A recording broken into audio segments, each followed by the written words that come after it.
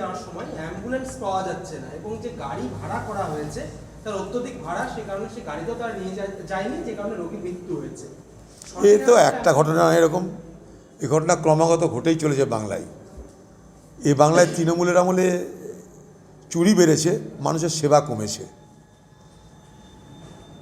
মুখ্যমন্ত্রী সদ্য সেখান থেকে ঘুরে এলেন উচ্চ মাধ্যমিক শিক্ষা সংসদ। দেখুন, পড়াশোনার কেন্দ্র রাজ্য সবাই মিলে 12টা বাজাচ্ছে, প্রতিদিন তা দেখতে পাচ্ছি। ভারতবর্ষের ভবিষ্যৎ প্রজন্মের জন্য বিপদ ঘণ্টা, এটুকু বলতে পারি। হলো, আর কিছু নেই তোমাদের। পাচার নিয়ে যাওয়ার জন্য, পাচার করার জন্য সীমান্ত ফসল নষ্ট হচ্ছে, তার জন্য পাচারের বন্ধের আবেদন করছে কৃষকেরা। ভালো কথা, কি আন্দোলন করবে? আমি কি করবো?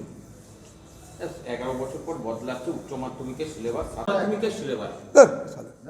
সম্পত্তি বিবাদের মামলায় সম্পত্তি বিবাদ মামলায় আজ হাইকোর্টে বিচারপতি স্বামীকে তলব সিআইডি, নোটিশ পাঠিয়ে সকালেই ভবনে ভবনে হাজিরা দিতে উচিত ডাকলে যেতে হয়, আমরা তাই জানি। সিবিআই ইডি ডাকলে যেতে হয়, তাই জানি। অমৃতা তালুকদারের স্বামীকে সিআইডি আবার এটা একটা বদমাইশি করছে। সিআইডি মানে বুঝতে পারছো রাজ্যের কথাই চলে, সিবিআই মানে বুঝতে পারছো কেন্দ্রের কথাই চলে। দুয়ে দিয়ে চার, কোনো অসুবিধা নেই। নিশ্চয়ই মমতা ব্যানার্জি ভালো লাগেনি, তাই সিআইডি গেছে। সিআইডি সেখানে যাবে যেখানে মমতা ব্যানার্জি ভালো লাগবে না। ওই তো রফিককে পকে যেকেই পাঠিয়ে। এখানে কি পারে না পারে আমরা জানি না, এখানে সবই পারে। তৃণমূল আসে মানে সবই পারে এবং সব অন্যায় পারে, এটা আরও স্পষ্ট করে বলতে হয়। হলো, আর কিছু নাই তো। ধানের জমি একেবারে পরপর পুড়িয়ে দেওয়া হয়েছে, 9 ঘন্টা ধরে আগুন জ্বলছে এবং ওখানকার যারা লোকজন তারা অভিযোগ করছে স্থানীয় তৃণমূল নেতৃত্বের বিরুদ্ধে। দেখুন, বাংলায় যা কিছু অপরাধমূলক কাজ হবে, মানুষের উপর অত্যাচার হবে, অন্যায় হবে, সেখানে তৃণমূল থাকবে না তা তো হতে পারে না। তৃণমূল থাকবে তো খুব স্বাভাবিক। ধর্ষণে তৃণমূল, লুণ্ঠনে তৃণমূল, অগ্নি সংক্রমণে অগ্নি সংযোগে তৃণমূল, এটা তো তৃণমূল। তৃণমূলের যা চরিত্র তাই তৃণমূল করে যাচ্ছে। তৃণমূল থাকবে অথচ অন্যায় হবে না, এটা আবার কী কথা? তাই এই অন্যায় চলছে, চলবে। জেলা পরিষদের রাস্তায় পঞ্চায়েত হ্যাঁ, হাইকোর্ট আনার 11তম দিনে বিরোধ সাওয়ার মুখ খুলেছেন, বলেছেন এটা পারিবারিক ব্যবসার টাকা, দলের সঙ্গে কোনো সম্পর্ক নেই। কোথাকার? ওই যে ওই আমাদের। হ্যাঁ, দেখুন, আমরা তো প্রথম দিন থেকে বলছি যে বল যে টাকাটা কোত্থেকে চুরি করেছে আগে তো জানা হোক। এটা লুটের টাকা, ধাপ্পা মারার টাকা, ড্রাগ বিক্রি করার টাকা, কিসের টাকা? এদের পরিবারের 100 বছরের পুরনো ব্যবসা, 100 বছরের পুরনো। তাদের ঘরে টাকা আছে, সেই টাকার আইনি টাকা না বেআইনি টাকা সেটা দেখো। বেআইনি টাকা হলে তার উপরে ফাইন চাপবে, তাছাড়া তো কিছু নেই। এই কিছু এটাকে দেখানো হচ্ছে এমন করে, যেহেতু কংগ্রেসের এমপি তাই এমন করে দেখানো হচ্ছে। ভালো কথা, কোনো জায়গায় কোনো অন্যায় হলে নিশ্চয়ই সেটাকে ধরা আছে, সব কিছু ঠিক আছে, কিন্তু কথা যে উৎপত্তিটা কোথা, টাকাটা কেন এলো, টাকাটা কিসের টাকা, এখন পর্যন্ত সেটা স্পষ্ট করে বলছে না কেন? ইনকাম ট্যাক্স, এটা আমরা জানতে চাই।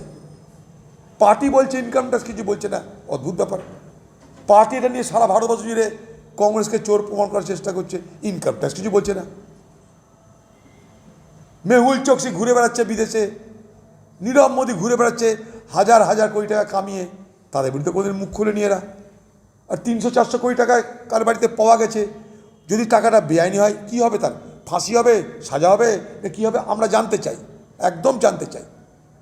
যেটুকু আমি জানি তার ফাইন হবে, বাকি টাকাটা তার ঘরে আবার দিতে হবে। যেমন করে কালো টাকা বন্দি করতে গিয়েছিল, সব কালো টাকা উদ্ধার করছি, 99% কালো টাকা ঢুকে গেল। তখনও তো মোদী বলেছিল কালো টাকা সাদা করবার জন্য ব্যবস্থা আছে। এখন কে কোথাকার এমপি, সে আমাদের পার্টির হতে পারে, আমরা স্পষ্ট করে বলেছি। তার দায়িত্ব কী করছে না সেটা দেখার।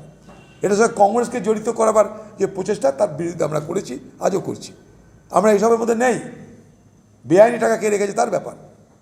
11 বছর। হ্যাঁ, সিআরপিএফ এর প্রাক্তন জওয়ান প্রশান্ত মল্লিক, তার বাড়িতে 3 সদস্যের ফরেনসিক দল এলো।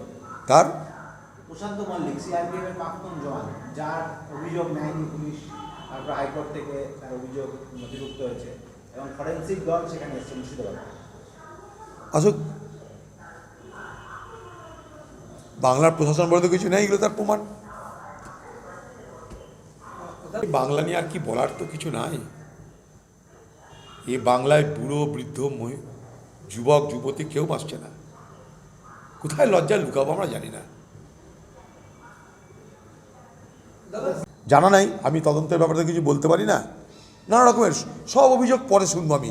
প্রথম কথা হচ্ছে ইন্টেলিজেন্স ফেলিওর কেন, তার জবাব গৃহমন্ত্রীকে দিতে হবে, কারণ ইন্টেলিজেন্স গৃহমন্ত্রীর, তারকে জবাব দিবে। দিল্লি পুলিশ গৃহমন্ত্রীর। পার্লামেন্টের মধ্যে যারা গার্ড দেয় তাদের হাতে অস্ত্র থাকে না, একটা ডান্ডাও থাকে না তাদের হাতে, তাও এবং আমাদের এমপিরা খালি হাতে রুখেছে সেদিন, আমি সেখানে উপস্থিত আমি দেখেছি, খালি হাতে এমপিরা রুখেছে। মোদির ফৌজ রুখতে পারেনি, এমপিরা রুখেছে খালি হাতে, প্রমাণ করে দিয়েছে। আবার বলছি যে মোদি পার্লামেন্টকে নিরাপদ করতে পারে না, দেশকে কি করে নিরাপদ করবে? দাদা, ললিতের মা এই মাস্টার মাইন্ড করবে না, নাচানাচি হয়ে গেছে, চলে এসছে।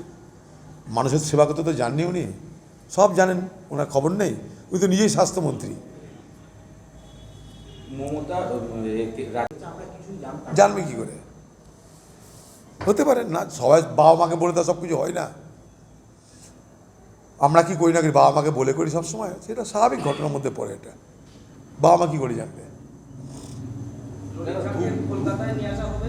হ্যাঁ? ললিত ঝাকে কাকে? ললিত ঝাকে কলকাতায় নিয়ে আসা হবে এবং হালিশহরে নিয়ে আসা হবে এবং সমস্ত পশ্চিমবঙ্গের যেসব জায়গায় কার্যকলাপ আছে ওখানে নিয়ে যাওয়া হবে। নিয়ে যাবে, দিয়ে যাবে। দিলীপ ঘোষ বলছে বাংলা থেকে উগ্রপন্থীরা ছড়িয়ে পড়ছে। হ্যাঁ, ওইটা তো প্রমাণ করতে হচ্ছে, সেই জন্য তো নিয়ে আসবে, সেই জন্য তো নিয়ে আসবে। আগে অমিত শাহকে নিয়ে তারপরে প্রমাণ করে দিচ্ছি আমরা। আগে অমিত শাহকে জেরা করা হোক, যে এরা এলো কী করে,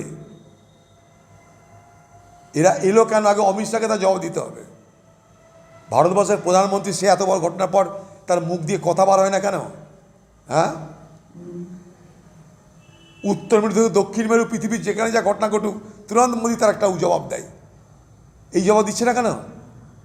সেঙ্গল বসালো গিয়ে পুজো অর্চনা করে,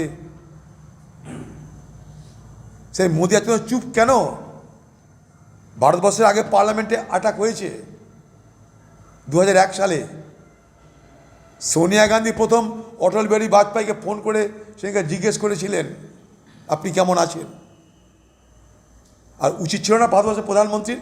বাইরে বাইরে বাতলা দিচ্ছে, একবার তো পার্লামেন্টের কথা বার হচ্ছে না, উচ্চারিত হচ্ছে না।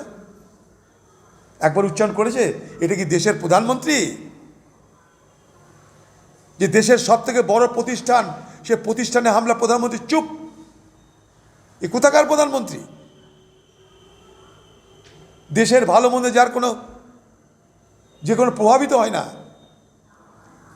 ধূপগুড়িতে বিধবা মহিলাকে গণধর্ষণে কার দাবি দাবা নিয়ে যাবে জানি না, তো যাচ্ছে শুনেছি। এখন দাবি তার নিজের না দাবি তার রাজ্যের, সেটা পরে দেখবো আমরা কি বলছে না বলছে। যেতেই পারে, একটা মুখ্যমন্ত্রী দাবি নিয়ে যাবে, এটা তো স্বাভাবিক। এতদিন যায়নি কারণ এটা তো আমার কাছে অস্বাভাবিক লাগছে।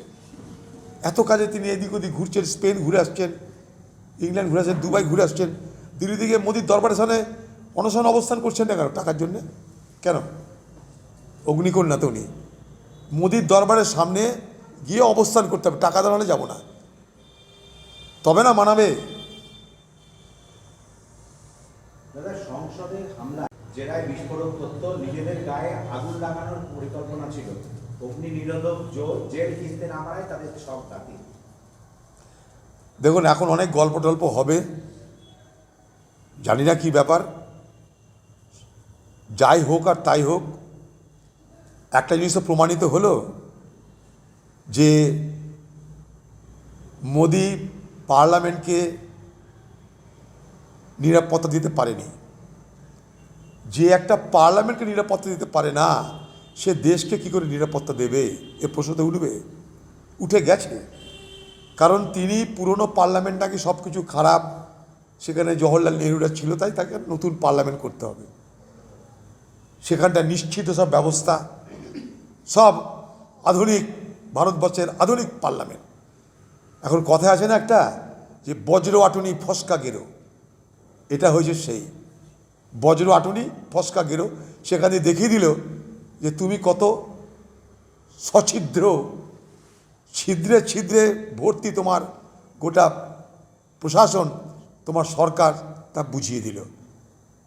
বেঁচে গেছে ভারতবর্ষের মানুষ, তার আগে আমরা, কারণ সেদিকে আমরা ছিলাম তো, যে যারা গেছিল তাদের কোনো ভয়ঙ্কর কোনো আতঙ্কবাদী নয়, তারা টেরোরিস্ট নয়। আমি তাদেরকে প্রোটেস্টার বলতে চাই, তারা কিন্তু প্রতিবাদী। এখন তাদেরকে টেরোরিস্ট বলে ইউএপিএ কেস লাগিয়ে দেওয়া হয়েছে, ঠিক আছে, পার্লামেন্টে ঢুকেছে, 100 বার অপরাধ করেছে, কিন্তু প্রশ্ন হলো যদি তারা প্রকৃত টেরোরিস্ট হতো তাহলে সেদিন কি হতো? উপরওয়ালা বাঁচিয়ে দিয়েছে, তারা সব করে দেখিয়ে দিল, অথচ তারা টেরোরিস্ট নয় এটাও দেখিয়ে দিল। অর্থাৎ মোদি তোমার যে বর্ম, সে বর্ম নিশ্ছিদ্র নয়, শতচ্ছিদ্র। এদের বিরুদ্ধে আরেকটা অভিযোগ আনছে দ্য সহজ পাঠ, সহজ কথা, সঠিক তথ্য।